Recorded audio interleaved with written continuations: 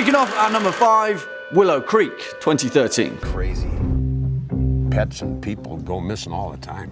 I'll go in there myself. You can just stay here in town if you want. You believe any nut job out there that says Sasquatch is real? And for our first brush with folklore in horror cinema, we're heading over to North America with perhaps one of the most legendary paranormal creatures and sources of forestry urban legend, Bigfoot. And while you may think that Bigfoot has historically been more miss than hit in horror cinema, this film definitely has something to say about that. Written and directed by Bobcat Goldthwait in his first ever foray into horror cinema, Willow Creek is your standard indie found footage handheld horror about Bigfoot lore and is heavily influenced by the legendary Patterson Gimlin footage of 1967. However, while on the surface this film definitely doesn't do anything new and it doesn't exactly break any new ground for horror cinema, as we step through the woods of Northern California, the folklore of the Sasquatch and Bigfoot has never been more real. Willow Creek tells a tale of Jim and his long-suffering girlfriend Kelly. Jim is a fanatic believer of Bigfoot lore and an avid amateur cryptozoologist in pursuit of the big hairy unknown. In classic found footage fashion, Jim's idea of a romantic getaway is to head into the Six Rivers National Forest and hopefully find the infamous dry sandbar deep in the woods where the Patterson Gimlin footage was shot and film the whole thing along the way. It's a simple premise with a relatively simple interpretation of folklore. Bigfoot is just a giant hairy elusive humanoid that lives deep in the wild, right? Well, Willow Creek definitely believes that, but has a lot more to say about the implications of the unknown. I'll say no more because whilst this film is short and straightforward in its approach, it also packs in so much more and expands upon an already intriguing folklore. Also, mark my words, the last few frames of this film will make your hair stand on end in some way or another. Coming in at number 4, Borgman, 2013.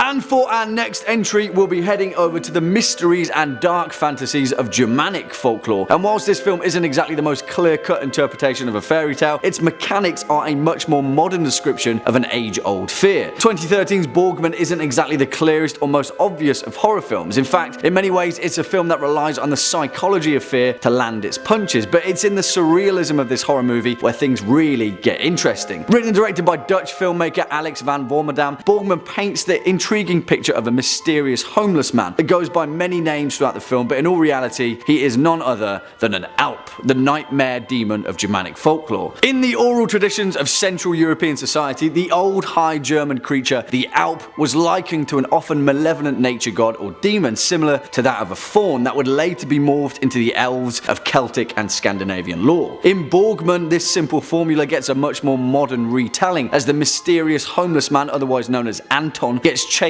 out of his underground home deep in the wilderness by a priest and 2 armed men, where he seeks refuge in a wealthy family's home. And then, as we expect, things take a much more mystical turn. I won't say any more because Borgman is a surprisingly shocking film and the final act of this movie is pure evil. It's almost like Michael Haneke's Funny Games just with an ancient Germanic Alp instead. And that's what makes it great. Next up at number 3, Hybr. And for this one in particular, we're heading over to a mystical, magical realm that allegedly existed off the western coast of Ireland, a breathtaking place of immense natural beauty and also home to some of the most awesome instances of folklore going. Although this one is perhaps a somewhat lesser known location of local legend and is shrouded in mysteries of both the physical and the metaphysical. And also no, not Brazil as in the very real place that exists in South America. In fact, the actual etymology of Brazil or Hybr is relatively uncertain, but is thought to have come from the Irish word Wi Briseil, which means descendants of the clan Briseil, one of the ancient clans of Ireland. As the legend tells it, Hybr is a phantom island that is said to lie somewhere in the Atlantic Ocean. An Irish myth describes it as a place cloaked in mist that appears for only one day every 7 years. Despite that though, strangely enough, the island itself appeared on a number of nautical maps dating as far back as 1325 and up until the late 1800s was considered to be very much a real place. So much so in fact that in 1480 expeditions for the island of Hybr set out from Bristol, where although the historical records are murky, a captain known as John Cabot was noted as actually discovering the place. A few hundred years later, in 1674, a Captain John Nisbet claimed to have seen the island whilst travelling on a voyage between France and Ireland, stating in his personal records that the island of Hybr was a bizarre place populated by large black rabbits and a lonesome magician who lived in a tall stone castle. He claimed to have glimpsed the island just off the coast of the Isles of Arran. In fact, talk of the island of Hybr became so widespread in folklore afterwards woods that it was considered by many to be the other Atlantis, evidence of a long-forgotten sunken empire that resided in the deep waters of the Atlantic Ocean. Again, strangely enough, in 1862, Hybr was considered to have been identified as the Porcupine Bank by the Geological Society of Ireland, a series of cold water reefs that appear 200 miles from the coast of Western Ireland. Many consider the reefs to be evidence that the sunken island of Hybr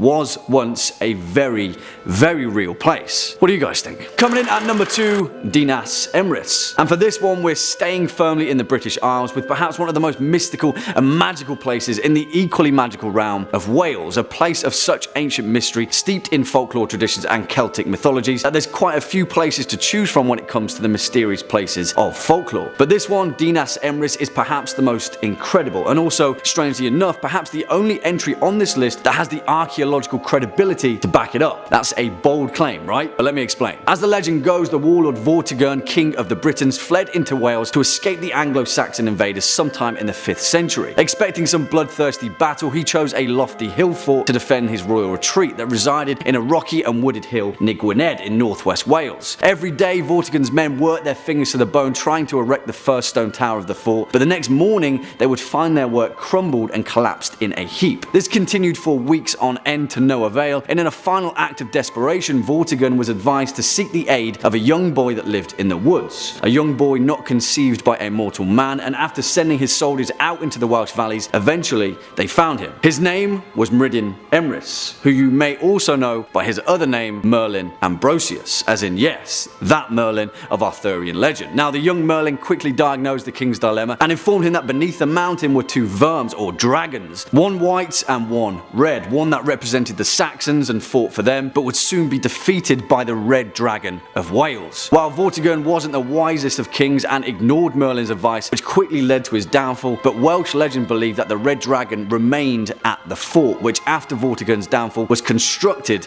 to near perfection following Merlin's design. Strangely enough though, in 1954 and 1956, 2 excavations of the alleged site of Dinas Emeris were undertaken, and researchers were surprised to discover that not only were the foundations of the alleged fortifications found, but that they carbon dated to pretty much the precise time that Vortigern ruled in Britain. Yeah, this place is pretty magical in more ways than one. And finally, coming in at our number 1 spot, El Dorado. Because we can't talk about mysterious places without giving an allusion to one of the most renowned locations in the murky mysteries of humankind, El Dorado, the City of Gold. A place that was once considered to be a man, a mythological tribal chief of the Muisca people, whose legend then morphed into a city, then to a kingdom, and then finally an empire of pure gold and riches untold. Although it was considered to be disseminated across South America by mere whispers, countless rumors that have since morphed into an unreachable legend as the Spanish conquistadors plundered their way through Colombia, Venezuela, and portions of northern Brazil. There is no denying the fact that El Dorado is the holy grail when it comes to mythology, folklore, and the relentless pursuit of human adventure. Throughout history, the concept of El Dorado has undergone several transformations, eventually being combined with the mythologies of several legendary lost cities, many of which may be entirely true. However, perhaps the strangest part of the El Dorado legend is that there may already be credible evidence to at least its existence. Although it was dismissed entirely in the 19th century as a myth, the legend has been tied to Lake Perim, a place that allegedly became the gateway to the Golden City, but was since closed off to prying adventurers. Strangely enough though, evidence of the existence of Lake Perim was discovered in 1977. Researchers discovered watermarks of an ancient lake along the surrounding hillsides where Lake Perim was considered to be, and geological studies corroborated the fact that 700 years prior,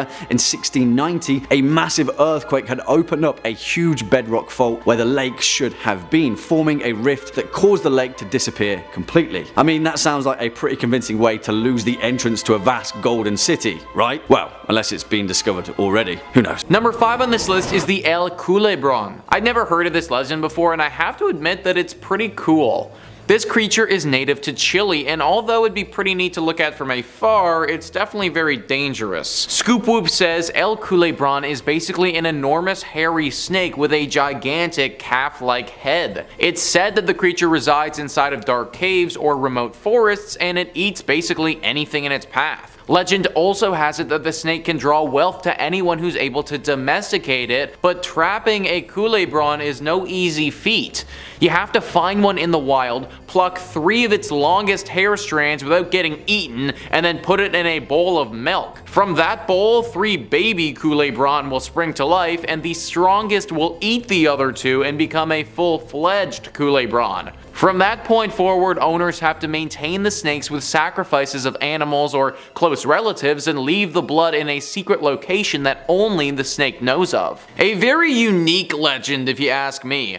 A very deadly, giant snake creature that has the ability to bring you great wealth, but only if you can breed one and domesticate it. The story that I read off doesn't go into deep detail on how they actually bring you wealth, which would definitely be of interest to me. Maybe they're kind of like truffle-sniffing pigs, except instead of truffles, they can smell gold or rare gems or something like that. Probably the reason that we don't know for sure how they bring us wealth is because so few have actually been able to be domesticated. First off, finding one of these creatures would be very hard, because it means you'd need to trek through the jungles and mountains of Chile. Then, after finding one of the rarest creatures in the world, you also need to fight one of the most deadly creatures in the world and pluck 3 hair strands off of it. Then you need to fully domesticate another one of these beasts in your home after you grow it from a bowl of milk. There is a lot of room for error here, guys, and I doubt that many people have been able to complete all of the steps. Keep an eye out though for the El Kbron if you find yourself in Chile.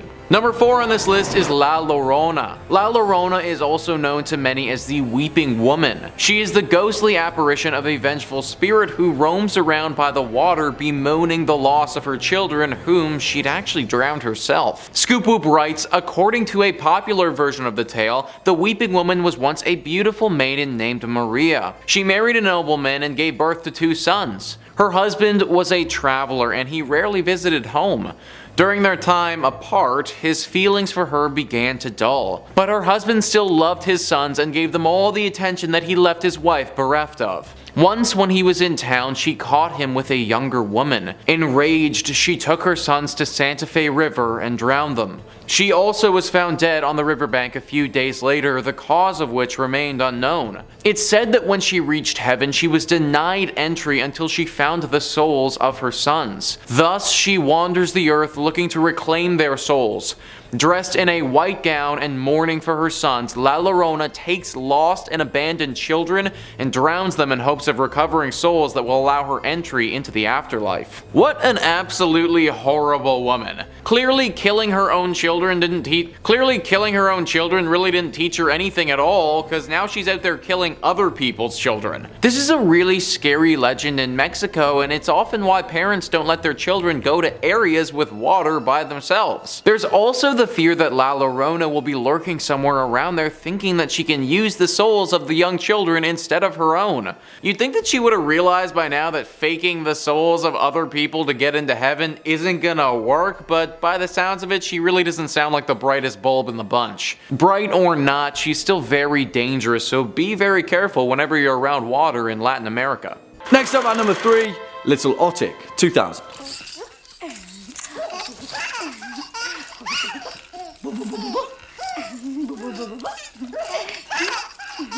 And where the hell do I even begin with this film? I know I say that a lot, but perhaps the most fitting example of that phrase is this film. Way back in the day when I was taking film class at college, we were studying European surrealism, and this film just so happened to rock up one day on my watch list, and still to this day, I think back at how utterly messed up it is. But don't get me wrong, this film isn't messed up in the sense of, say, a Serbian film. This film is messed up because it's just so strangely weird, bizarre, not quite like anything you've ever seen or will see. It's not even a horror film. In fact, it's pretty damn hilarious in places, but trust me, Little Otic is a horror experience. Written and directed by the legendary surrealist Jan Svankmajer, Little Otic is a Czech film based upon the Otisanic fairy tale from 19th century Czechoslovakia. And what's that, you may ask? Well, Otisania is a dark European cautionary folk tale about a couple that have been struggling to conceive a child together. One day out in the fields, the husband finds a strange log of wood that curiously resembles the figure of a baby, and so he decides to bring it home to his wife. The couple are completely overjoyed by their new wooden child, and suddenly that log baby comes to life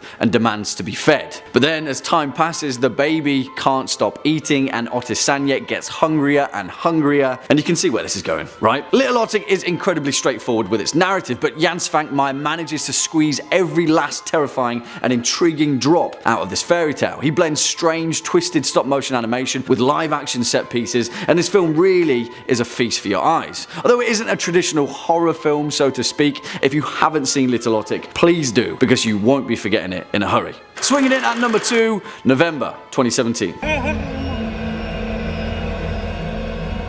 Tahan olla tema naine.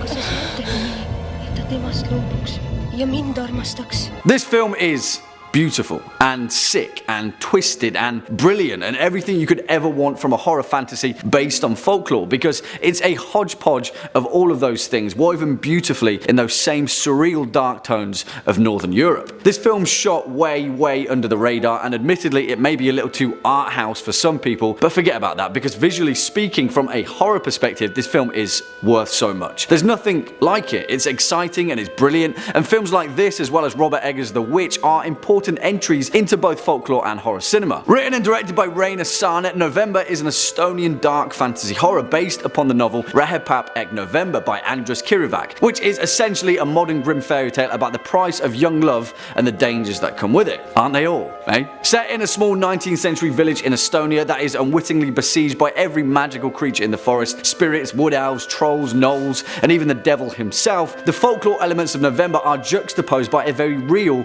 historical reality. You see, the town is also besieged by the Black Death, the Plague, and the church are trying their utmost to save some souls. Behind that though is the backdrop of a young love triangle trying their best to circumvent each other's heart's desires in the classic cautionary fashion that we all expect. I don't say this lightly, but this film is Shakespearean. There's so much calamity going on that it's almost like a horror depiction of A Midsummer Night's Dream, and it lends itself perfectly to the ingenuity of Baltic folklore and literature. Despite that though, November also crams in all the dirt, grime, and the very physical gore of pain and existence out in the rural mire of 19th century Europe, and that alone makes it worth a watch. This film is brilliant. Give it a watch. And finally, coming in at our number 1 spot, Sauna, 2008.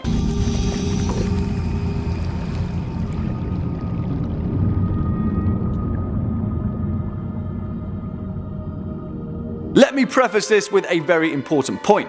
This film is hella messed up, and you will either love this film or you will hate it. It's as simple as that. But the reason this film takes our number 1 spot, despite me being a massive fan of it, is down to its no-nonsense approach to the stark realities of folklore and the price of human life that is often paid in its cautionary tales. 2008 Sauna does not pull any punches. It doesn't sugarcoat the realities of death with the magical or mystical, and because of that, it's perhaps one of the starkest interpretations of myth and legend of recent times. Sauna, otherwise known as Filth or Evil Rising in its English release, tells a tale of 2 brothers in Finland in 1595. It takes place at the end of the bloody Russo-Swedish War, and the brothers, one of them a violent and grizzled warrior and the other a kind and timid scholar, are tasked with marking the new border between Finland and Russia. So what does a sauna have to do with it? Well, I'll leave that for you all to discover, because part of the appeal of this film is pulling at the thread of its mystery. But heading into this film, you may need to know, although it may not seem like it, the folklore connotations of one of Scandinavia's most ancient pastimes, the steamed hut and hovels of a sauna, play a very significant and horrifying role in this film. There are so many tales throughout Finnish folklore about the dangers of meeting mischievous figures behind the ancient myths of a sauna, but this film is instead concerned with its surprising spiritual connection and the role it played in the cleansing of sins. You may have to dig deep into this film to truly understand its significance to folklore, but put it this way, the Sami people of northern Finland were one of the last bastions of ancient paganism and remained unconverted by Christianity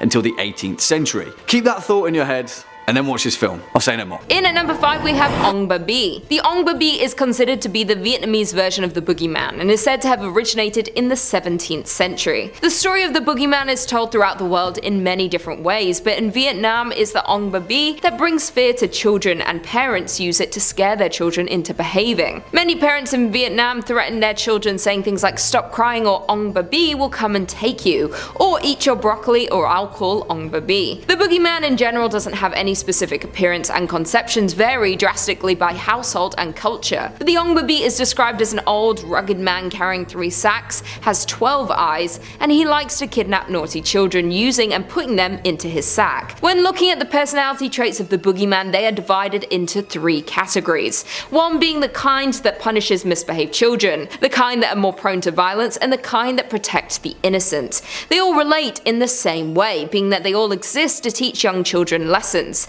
And that's why the boogeyman is directly related to Ongbabi, because they are both there to frighten children with punishment and to steal them at night and sometimes even eat them. The Ongbabi only ever comes at night and only kidnaps the children who are misbehaving and not listening to their parents. This so-called mythical creature is said to be invented by parents in order to scare children when they are disobedient and scaring them into having good behavior. Another account says that it was invented based on events happening in the 17th century when starvation ran rapid through Vietnam, and it drove many people into kidnapping children to sell for food, and the Ongbabi is based on those events. Whichever the case, many know these tales regardless of where you're from, and the story of Ongbabi is told by parents to children to this day and is a very fearsome figure to children in Vietnam. Coming in at number 4 we have Ma Da. Children living in areas close to the river are warned about Ma Da, which are vengeful spirits who lurk in bodies of water. They're believed to be the souls of drowned victims that tend to have a childlike appearance, and they manifest as bloated corpses with weeds for hair. It's believed these souls died in torment and they cannot find peace and can only be reincarnated if there is another to take their place. The Ma Da roam in lakes and rivers waiting to drag down unsuspecting swimmers,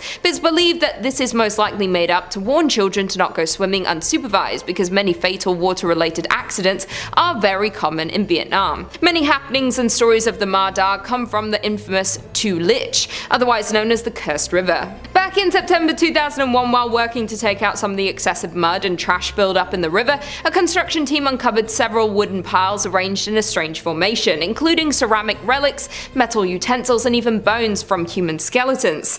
The odd occurrence even made headlines on many different newspapers at the time, but had eventually died down. Several years later, in 2007, the happenings came up again when Mr. Nijin Hung Kwang, the leader of the construction team, recounting many misfortunes that had happened to him and others who were related to the project since 2001. Some of the things that happened to these men included experiencing nightmares in which they were haunted by ghosts, feelings of being drowned, as well as health issues such as epileptic seizures and other accidents happening to the men's families. Mr. Nunjian even invited a monk to perform a ritual to lift the curse on the river, but the attempt was unsuccessful, and the monk died shortly after visiting. Number 3 on this list is Las Ciguepa. Las Ciguepa are interesting mythical creatures that are located in the Dominican Republic. They can be found in forests and around the rivers and lakes of the country. At first glance, they may look like a woman with long hair, however, upon closer inspection, one will see very unique characteristics. They're backwards facing feet. That's right guys, their feet actually face towards their own body, and this is one of the main differences between this creature and your standard human.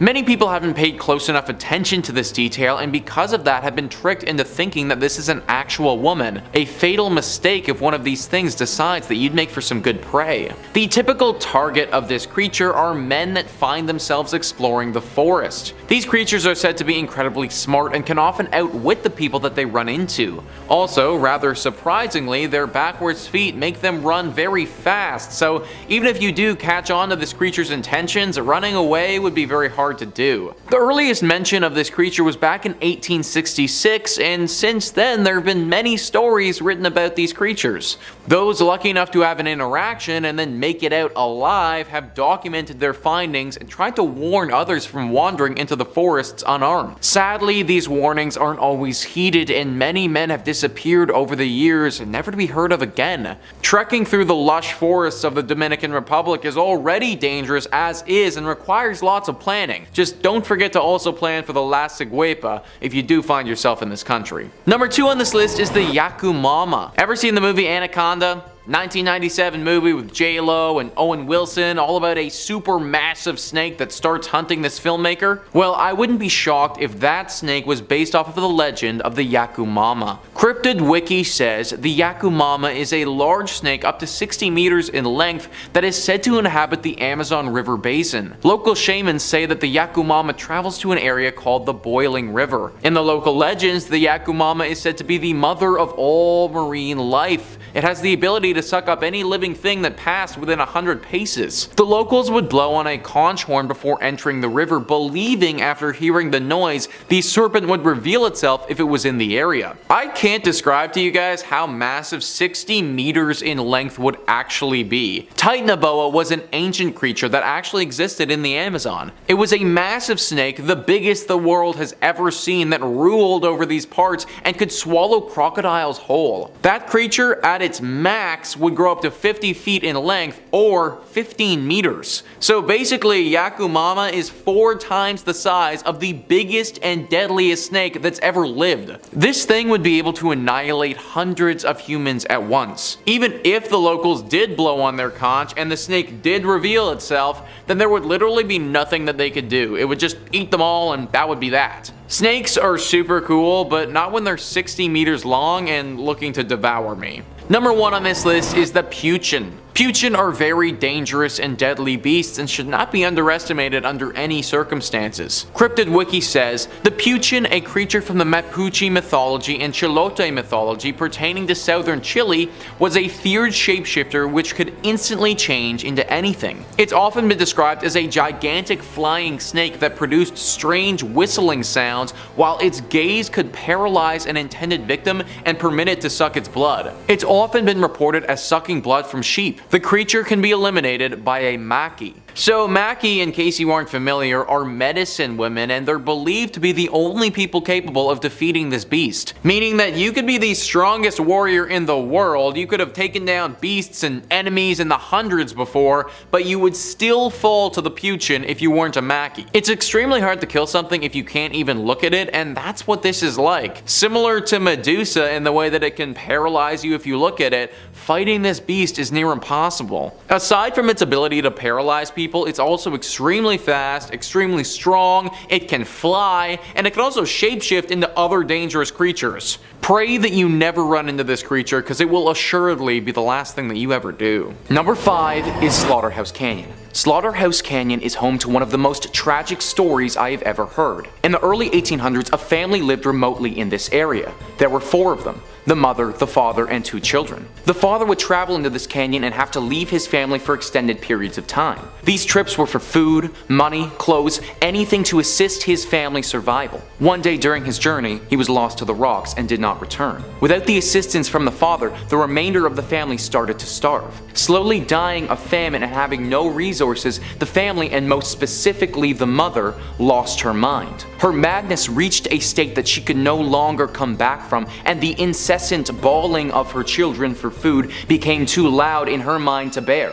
Dressing herself in her wedding gown, she walked her children to a nearby river and threw them in it to let them drown in the water. Realizing what she had done, her cries filled and echoed throughout the canyon until not long after, she finally perished to starvation herself. It is said that this canyon is still haunted by her undead spirit, that anyone who sets foot on these grounds will hear the shrieks that echoed throughout the canyon centuries earlier, and that extended exposure to this area will cause one to lose their mind exactly how the mother did. Many people report having extreme anxiety when in this area and a deep desire to leave. Perhaps that is the mother spirit attempting to warn people of this canyon so no one suffers the same fate that her family did. Regardless of her intentions though, it's safe to say that Slaughterhouse Canyon is deeply haunted. Number 4 is the Devil's Tramping Grounds. This is in reference to a very strange patch of soil in North Carolina. For decades, this circle of dirt has allowed nothing to grow on it, whilst the area surrounding it is home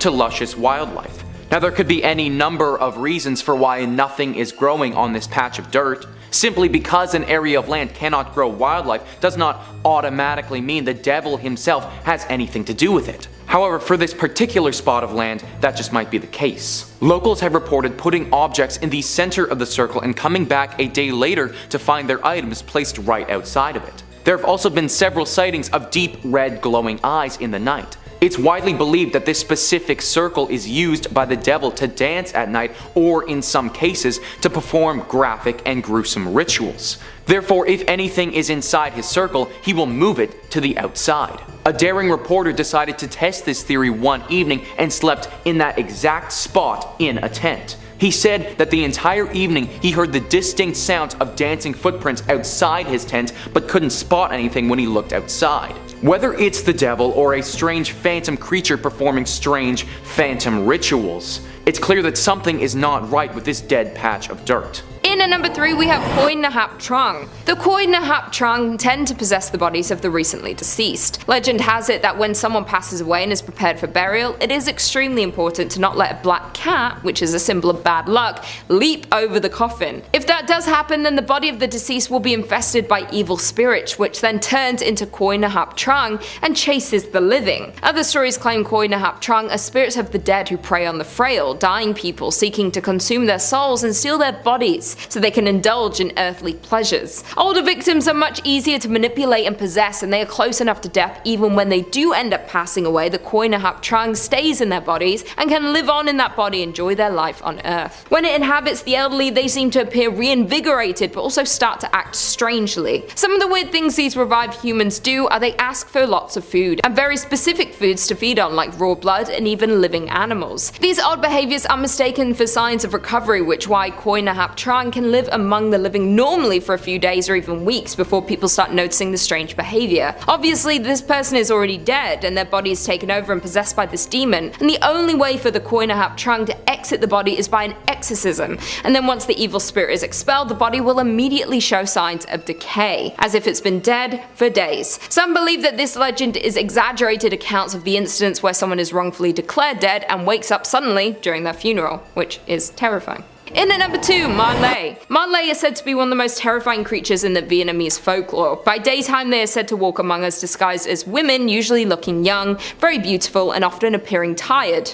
I'm always tired. At night, though, it's said that their heads detach from their bodies. They are seen dragging bloody organs alongside them and float around to feast on flesh, organs, and other rancid items. It is also believed that someone whose excrement is consumed by a Malay is cursed with eternal hunger and will eventually die of starvation no matter how much they eat. When sunrise comes, they must return to their human body again, otherwise they'll be burned to death by the sunlight. So the easiest way to vanquish a Malay is to hide their desired body so that she can't reattach her head. Apparently, the Malay story originated from when a woman, believed to be cursed, engaged in various sins and fraudulent activities during her previous life. Then after she died, her sins caused her to be reborn as a horrific demon who lives off dead animals, their organs, excrement, and garbage. There have been many different sightings throughout the 21st century, including strange red lights floating up and down a field in 2016, and then again in 2016 villagers saw strange green and red lights rising up and down in the distance, and people thought it was the Malay due to her glowing appearance when she floats through the night. There have also been videos and pictures seen all over social media believing to be the Malay, showing glowing figures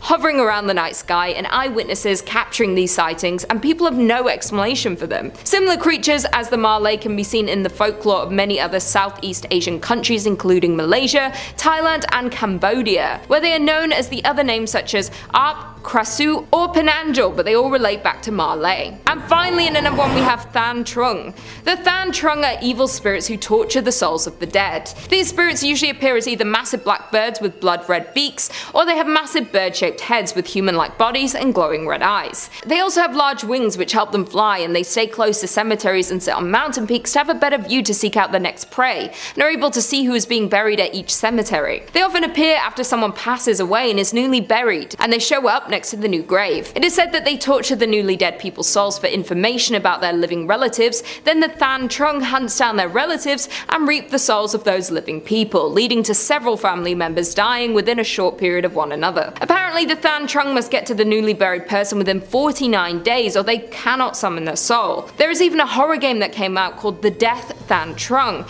which is based off the folklore and was created and developed by Dong Si and some member of Team Dut in 2021. The game is a first-person psychological horror adventure game that is highly inspired by the demon folklore. The game revolves around the story of a young man who was stuck in an endless nightmare at his inn, and the black and red are the main color tones in the game. It takes place in the city of Hanoi in 2021 and heavily involves the Thant Trung and their reign of terror. Kicking off at number 5, the Coffin Lid. And truth be told, most of what we know in modern literature about the many twisting tales of Russian folklore comes from a writer by the name of Alexander Afanasyev, who was essentially both the Brothers Grimm and Aesop rolled into one. His book, Russian Folk Tales, published between 1855 and 1863, took some of the greatest Slavonic fairy tales and folk stories and compiled them for a wider audience. This one, the Coffin Lid, is perhaps one of the most bizarre and calamitous. As it goes, one night a peasant was travelling down a road late throughout the evening in his horse-drawn carriage. Quickly, the sky grew dark, and so the peasant decided to pull into a field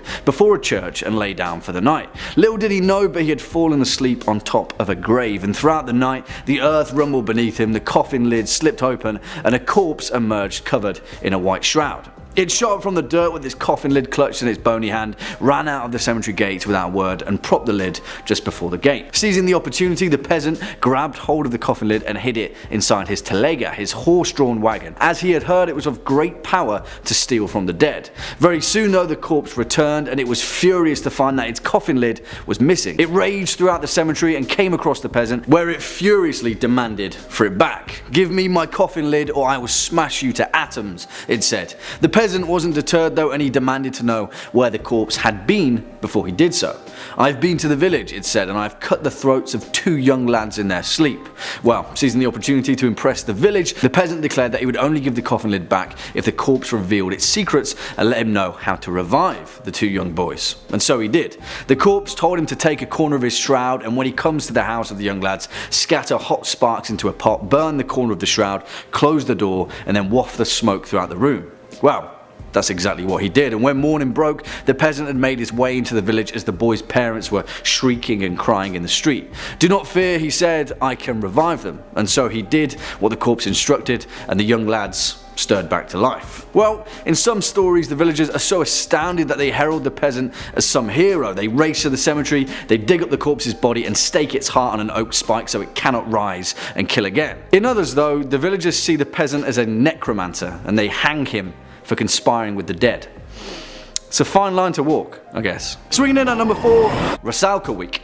Okay, what's folklore without some terrifying mythical creatures, right? Truth be told, in Slavic mythology, the Rusalkai are some of the most horrifying and monstrous versions of the archetypal water spirit of legend, and it goes without saying that they've been pretty important. You see, folklore, if anything, serves as a shared cautionary tale for any given society. If you're trying to keep the village youngsters from frolicking too close to dangerous waters, it's probably best that you let them know devious aquatic creatures frolic there too. Thus, just like the Celtic mermaids and Greek sirens of legend, we have the Rusalka, originating from a Slavic pagan tradition where these young female entities were once worshipped as symbols of fertility. As time went on though, the traditional Rusalki became images of young women dying violent deaths. Sometimes it was murder, sometimes suicide, sometimes accidental death by drowning. Either way, they were transformed from being ambivalent beings of folklore to terrifying, violent, revenge-seeking, maligned entities.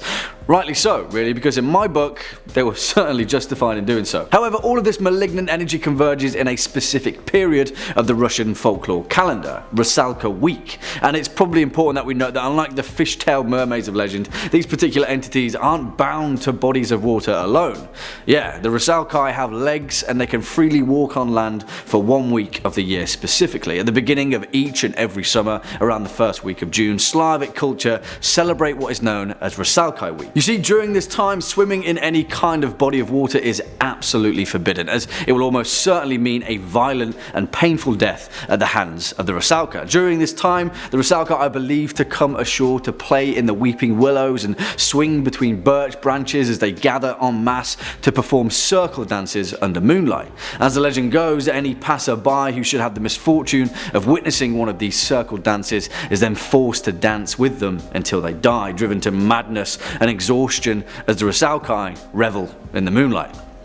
Yeah, what a way to go, eh? Number 3 on this list is Hoobbachu Forest in Romania. This forest has been regarded by many as potentially the scariest and most dangerous forest on the entire planet. Unlike your typical haunted house that may be haunted by a singular ghost, this forest has a plethora of creatures to watch out for. Ghosts, apparitions, dark shadowy beings, and demons have all been sighted in this forest, with one person even stating that they've seen a UFO before. The general note that almost everyone leaves with is this strange feeling of being watched and a strong sense of anxiety. This has been taken to the extreme on several occasions though. One story I came across detailed a man who lost his mind and swore that he had a run-in with a demon or the devil. Another one describes how campers consistently heard the stomping of horses right outside their tent, but when they went to check outside, nothing was there. There was also a tale of how two people went into the forest and overnight, one of them became fascinated with death. So fascinated that he became incredibly morbid and could only speak about death and how he wanted to watch people die.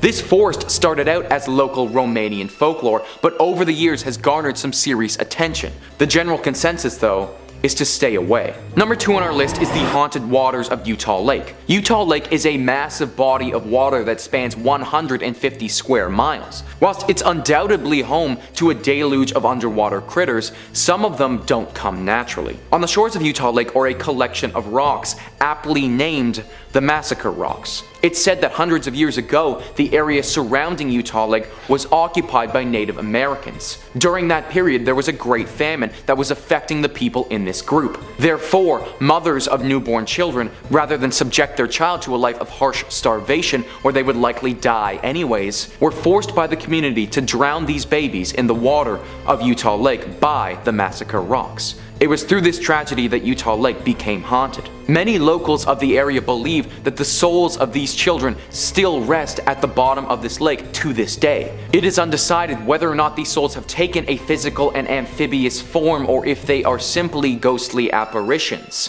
One thing is for certain though, do not go in the water. Approaching the lake, you will start to hear the cries of young children coming from the water. You must fight the urge to go and help that cry. These children, or water babies as they are often referred to, will drag you to the depths of the lake and you will never be seen again. Number 1 on this list is Arid Asylum, located in Australia. The Arid Insane Asylum was a mental institute that housed some of Australia's most dangerous criminals for over 100 years. It's said that many deaths occurred in this asylum, averaging roughly 100 per year. Now, it doesn't house any mental patients today, but it is thought that the spirits of these patients are still there.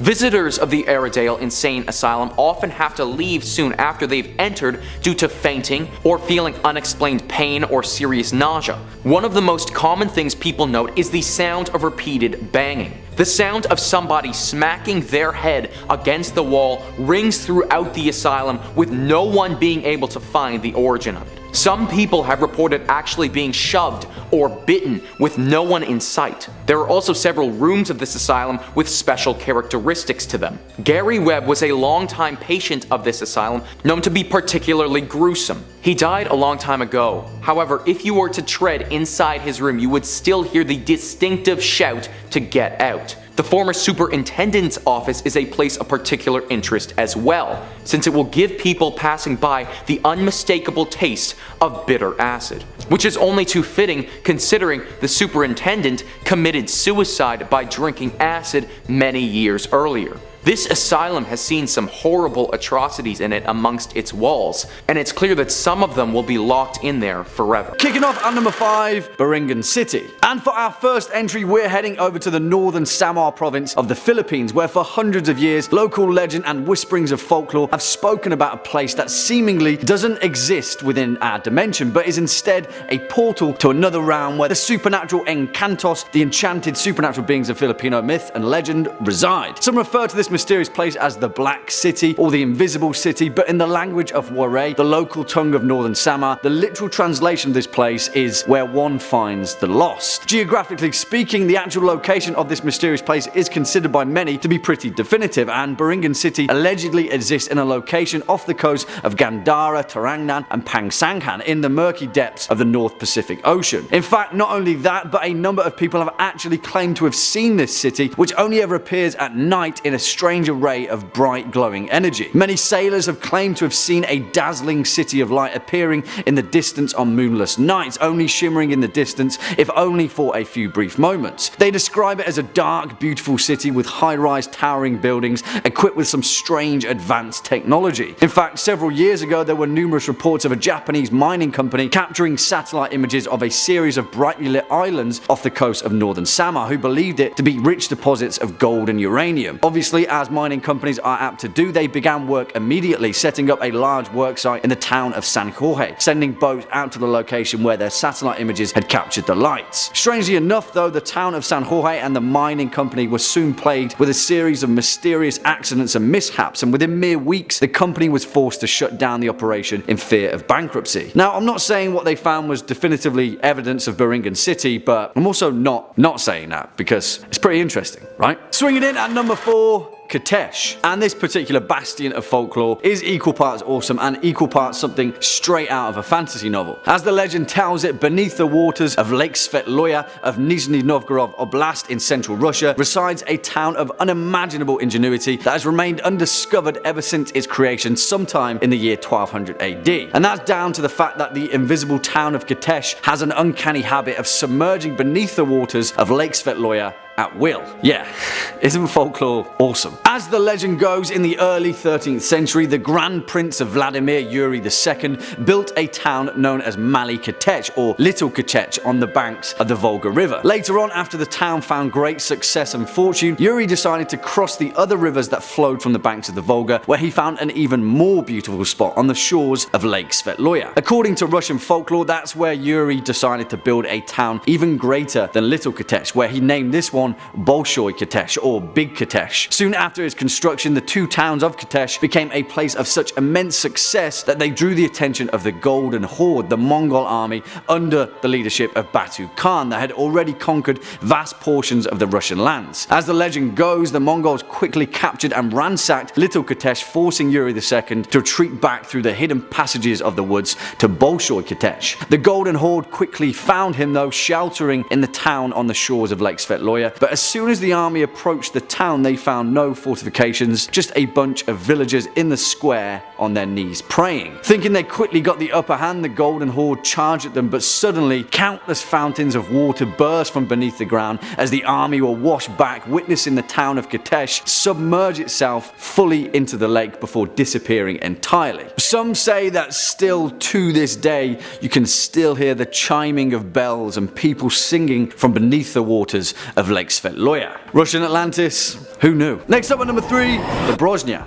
And talking of terrifying bodies of water, what is any kind of folklore without having a terrifying lake monster? Strangely enough though, compared to Nessie, the Brosia, also known as the Brosno dragon, has had far more coverage than most others. The Brosno dragon is a lake monster of Russian folklore said to inhabit Lake Brosno, a huge body of water near Andropol in western Russia. Now, whilst many of these legends are wide and varied, tales of the Brosia have been recorded in oral tradition since as far back as the 13th century. You see, in modern times, many people treat the existence of the Brosia skeptically and say that more than likely it is a mutant beaver or some kind of 100-year-old giant pike, which, I mean, pretty terrifying either way. Others claim that it is a conglomerate of wild boars or elk that cross the lake from time to time and leave chaos in their wake. But you see, that doesn't seem to fly with some of the historical references of the Brosia. You see, back in the 13th century, rumours of a strange giant creature that lived at the bottom of Lake Brosno were so prolific that they somehow managed to scare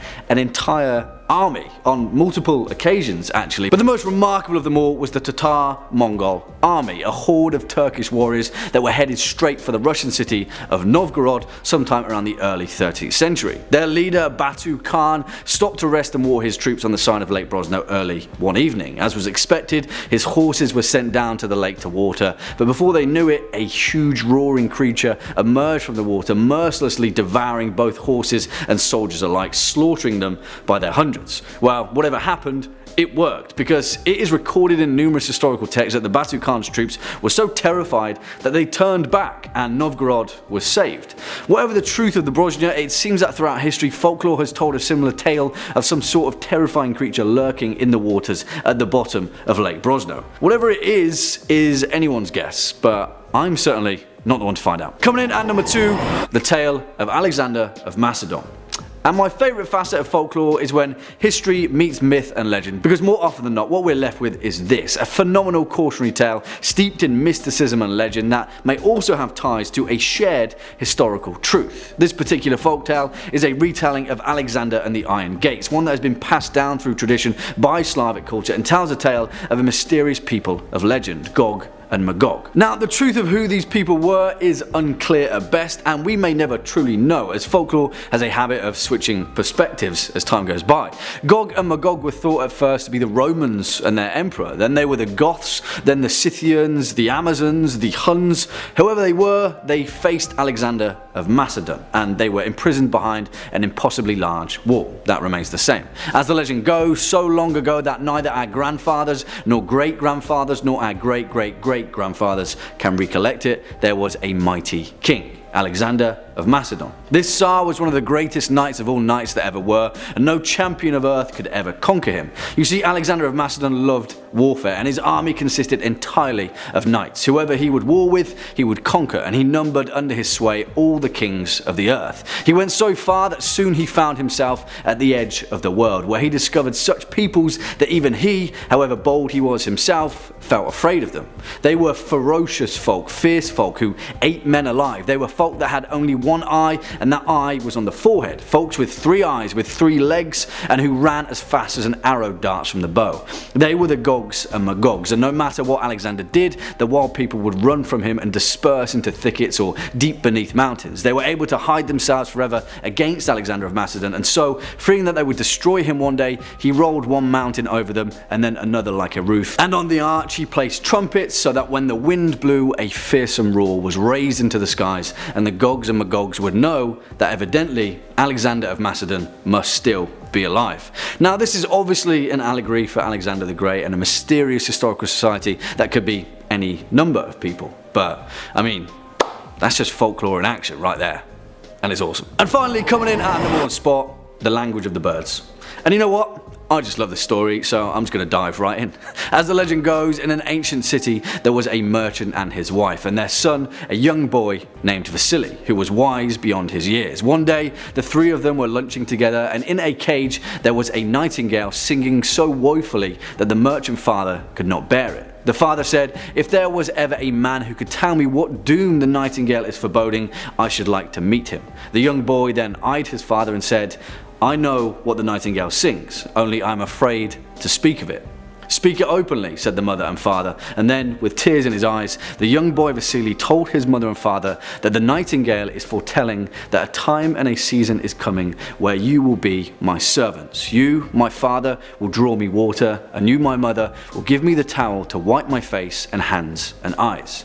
Well, this made his mother and father very angry, and so one night they decided to get rid of their own child. They built him a little boat, and in the dark of night they put the sleeping boy into it and let it sail out into the open sea. Well, luckily for the boy, as he sailed off into the night, the nightingale flew from its cage and it landed by the boy's side. The next morning, the young Vasily was picked up by a ship, where the captain of the ship quickly grew fond of him and the strange small bird that had perched itself on his shoulder. The young boy told the master of ships of a wild storm about to hit the harbour that evening, and that he should draw in his sails and take cover.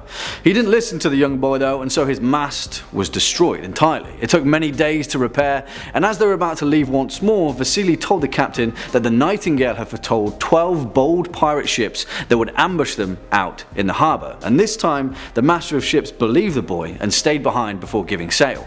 Shortly afterwards, 12 pirate ships came sailing across the shore, and yet they were safe in the harbour. From then on, wherever the young boy Vasily would go, he would speak the truth of what the nightingale told him, and whoever believed him would find good fortune, and whoever would laugh at him or be fearful of his prophecy would find themselves suffering great tragedies shortly afterward. Well, eventually, after many years of roaming the world alongside his nightingale, soon Vasily found himself a fully grown man, and he had married his way up through the royal courts of the land, where he had inherited half a kingdom as a dowry. One day, as he journeyed as a royal emissary to a familiar land, he found himself in a lavish city as its honoured guest. As he woke, he informed the chamberlain that he wished to wash for the morning, and so 2 figures entered the chamber, one to draw him water and one to towel him as he washed. They were both his father and his mother, and when they saw their son, they wept at the sight of him. They had been broken by back-breaking labour ever since they had abandoned him all those years before.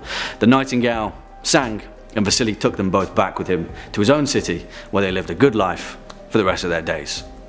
Happy endings, guys. They're rare, so we've really got to take them when we can.